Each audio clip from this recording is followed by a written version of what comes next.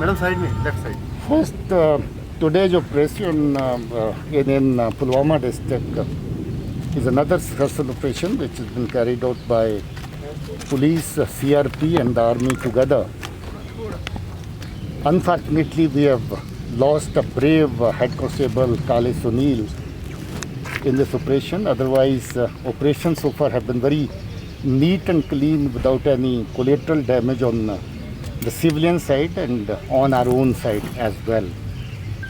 Regarding Srinagar, yes, there has been a second encounter after a very short duration of time.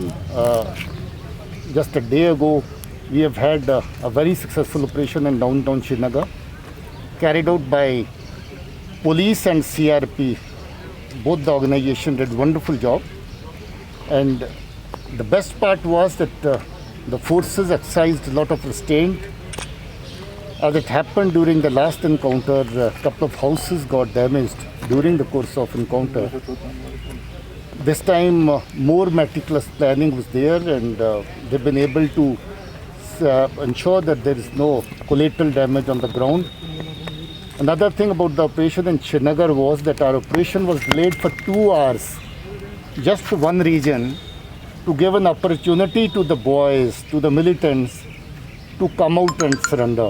We got their family members, we got the local respectables to make an appeal to them. It's only when they did not budge and fired upon the security forces about the operation party, they had to retaliate, and that operation was carried out. But again, good thing was that operation was very neat and clean without any collateral damage on any side. Operations are happening at a regular frequency now, and our ground forces are making an effort to stabilize, to further strengthen peace in this region. And I'm happy that so far our forces have been able to do very well on that count. Dilbag Singh, do you see any shift in the policy of militant outfits after they are getting blow every day? See, they've always been planning to go in for some big action. You remember 28th of last month, we were able to neutralize a very big vehicle-borne ID in Pulwama district.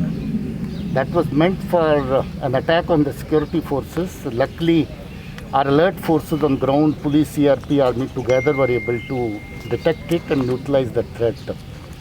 We have reports that the militants are again, especially Jaish-e-Mohammed, is again planning to have some big ID incident somewhere against the security forces or any other incident directed against the security forces. We are exercising full restraint and full alert at all the levels.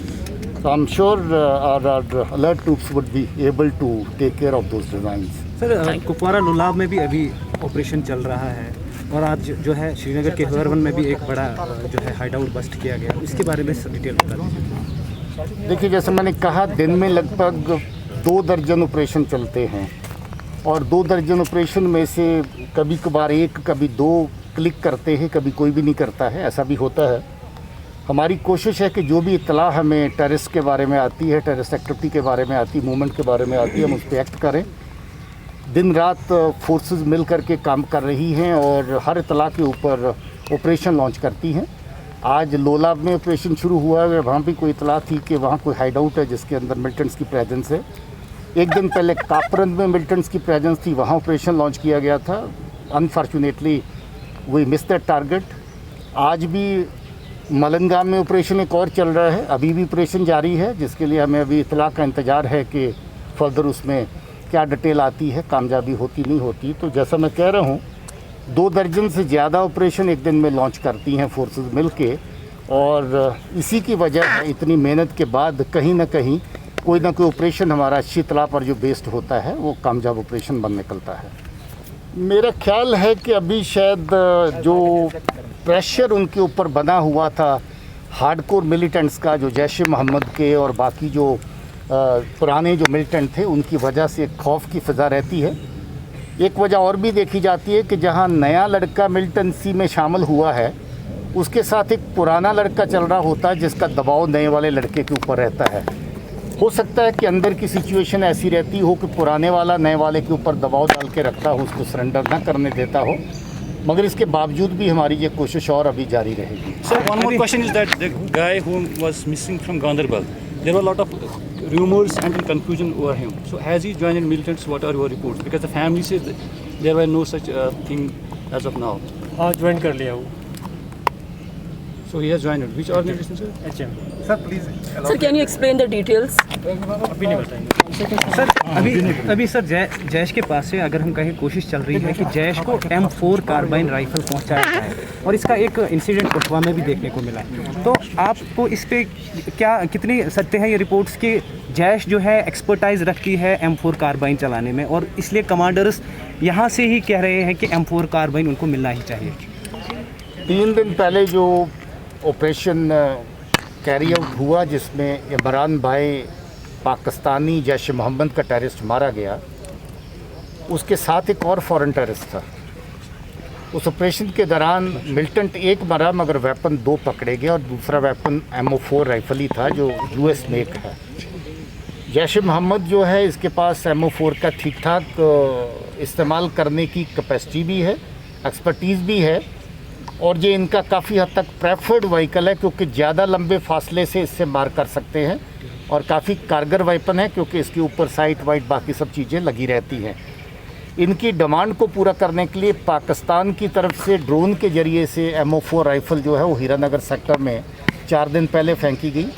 BSF ने उस drone को मार गिराया। इनकी demand बार बार रहती है कि वहाँ से MO4 राइफ़ल और इसके साथ ग्रेनेड और बाकी सामान और भेजें। पाकिस्तान की तरफ से भी इस तरह की कोशिशें हो रही हैं मगर उनको बार बार नाकाम किया जा रहा है। पाकिस्तान की तरफ से और भी कोशिशें हो रही हैं कि जैश मोहम्मद के और काडर्स और लश्कर तौबा के और काडर जो हैं कश्मीर के अंदर भेजे जाएं। उसके लिए चाहे उनको IB सेक्टर का इस्तेमाल करना पड़े जम्मू में, या फिर रजौरी पुंछ के सेक्टर में। कल परसों से भी नौशहरा सेक्टर फिर से बहुत एक्टिव चल रहा है। नौशहरा सेक्टर में अभी 1 हफ्ते से थोड़ा टाइम पहले ही एक आतंकियों का 3 का ग्रुप मारा था जो इन्फिल्ट्रेट करके आ रहा था। कुपवारा का केरन और बारामूला सेक्टर में ज़बरदस्त कोशिश चल रही है कि उस जगह पर सीज़ फायर वायलेशंस की आड़ में और आतंकियों को इस तरफ भेजा जाए। वहाँ भी आर्मी इनकी कोशिश जो इस तरह की उनको नाकाम कर रही है। सो हमारी border grid and hinterland grid दोनों ही तालमेल के साथ काम कर रही हैं और मुझे उम्मीद है कि आने वाले टाइम में इसमें और कामयाबी हासिल होगी। DGP Singh, you said that M4 is with this Jaish.